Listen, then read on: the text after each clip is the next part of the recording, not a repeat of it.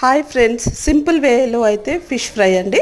Fishes నీట్గా wash చేసుకొని అందులో కారము, అల్లం వెల్లుల్లి పేస్ట్, పసుపు, ధనియాల పొడి, జీలకర్ర పొడి, కొద్దిగా లెమన్ రసము, సాల్ట్ కొద్దిగా తగినంత వేసుకొని అయితే మంచిగా ముక్కలకైతే పట్టించి ఒక అరగంట పక్కన పెట్టేసుకోవాలండి.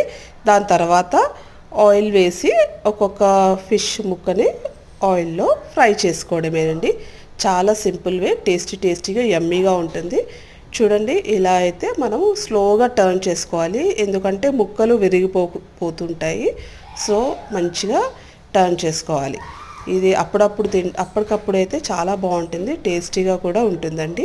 Thank you for watching my video. అలాగే మనం కొద్దిగా కరివేపాకు కూడా వేసుకోవచ్చు. ఇదండి సింపుల్ వేలా fish fry. Thank you for watching my video.